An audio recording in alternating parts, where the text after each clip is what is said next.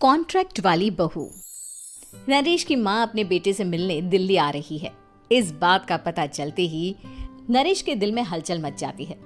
नरेश अपनी माँ के स्वागत की तैयारी में लग जाता है। साथ ही उसे डर भी सताने लगता है कि उसकी माँ कहीं अपनी पुरानी जिद पर फिर से बैठ ना जाए। हे भगवान, इस बार बचा लो, अगले साल पक्का माँ की जिद पूरी कर दूंगा। तभी दरवाजे की घंटी बजती है। नरेश दरवाजा खोलता है तो सामने अपने मकान मालिक को देखकर हैरान हो जाता है, क्योंकि उनके साथ एक सुंदर सी लड़की भी थी। अब नमस्ते अंकल, कुछ काम था, मुझे बुला लेते। आपने क्यों कष्ट किया? अरे नहीं नहीं, इसमें कष्ट कैसा, मैं तो बस तुम्हें रीना से मिलवाने आया था। आज से रीना तुम्हारे साथ इसी फ्लैट में रहेगी। अंकल, कोई लड़का फ्लैटमेट नहीं है?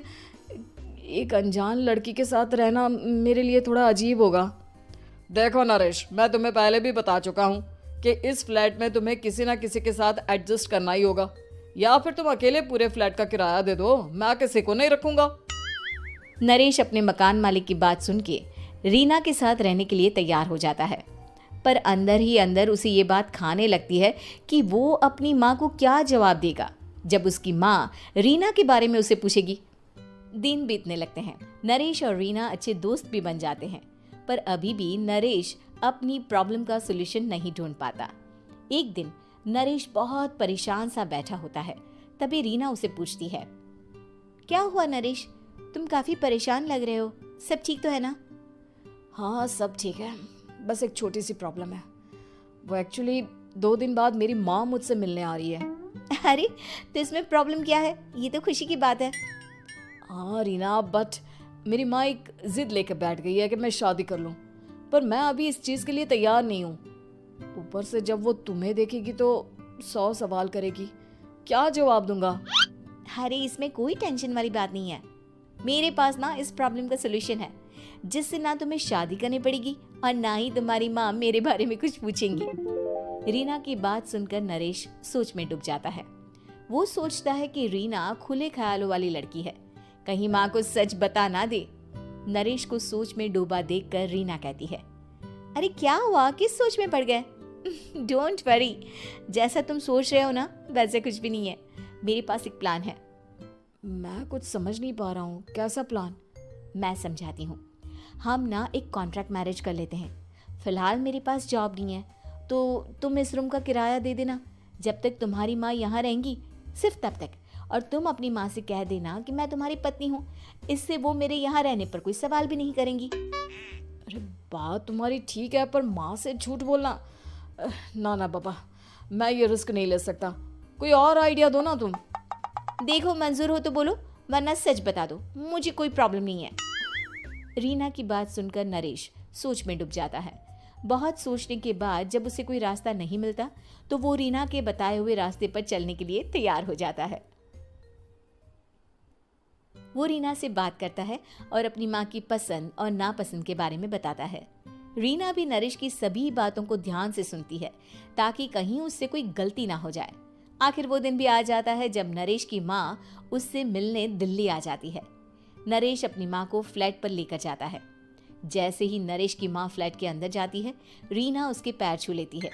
ये देखकर नरेश की माँ थोड़ी घबरा जाती है और नरेश से पूछती है, अरे बेटा नरेश, ये कौन है? माँ, ये आपकी बहू रीना है। माफ़ी चाहता हूँ, सब कुछ इतनी जल्दी में हुआ कि आपको बता ही नहीं पाया, इसलिए सोचा कि क्यों ना आपको सरप्राइज दिया जाए। अरे बेटा, मैं तो बस तेरा घर बसा हुआ देखना चाहती थी। हाँ, बहुत अरमान थे अपनी इकलौते बेटी की शादी को लेकर, लेकिन कोई बात नहीं, शायद किस्मत को यही मंजूर होगा। ये कहते ही नरेश की माँ रीना को गले लगा लेती है। रीना बेटिया, मेरा बेटा ना थोड़ा नादान है, पर तुम काफ़ी समझदार लगती हो और मैं जानती हूँ कि तुम इसका बहुत अच्छे से ध्यान रखोगी। माँ आप चिंता मत कीजिए, मैं सब संभाल लूंगी। नरेश की माँ अपने बहू और बेटे के साथ खुशी खुशी रहने लगती है। दिन बीतने लगते हैं। नरेश की माँ और रीना का रिश्ता बहुत मजबूत होता चला जाता है। वो दोनों सारा दिन एक साथ रहती और खूब बातें करती। इधर साथ रहते रहते नरेश और रीना भी एक दूसरे से प्यार करने लगते हैं। दोनों को इस बात का एहसास हो जाता है, फिर भी वो इस बात को छुपा कर ही रखते हैं। एक दिन नरेश की माँ और रीना शादी के बारे में बात करने लगते हैं। रीना बिटिया, ये तो नरेश ने मुझे बिना बताए शादी कर ली, वरना मैं तो अपनी इकलौती बेटी की शादी इतनी धूमधाम से करती कि सारी दुनिया देखती रह जाती। अच्छा माँ, आप ऐसा भी क्या करती नरेश और मेरी शादी में जो दुनिया देखती रह जाती? अरे बिटिया, एक माँ के अरमान तुम अभी नहीं समझोगी। मैं तो अपनी बहू को एक रानी की तरह लेकर आती और शादी भी बिल्कुल शाही अंदाज में करती, पर मेरे तो सारे अरमान ऐसे ही रह गए। खैर, मुझे तो अपने बेटे और बहू की खुशी चाहिए बस। ये कहते हुए नरेश की माँ की आंखों में आंसू आ जाते हैं।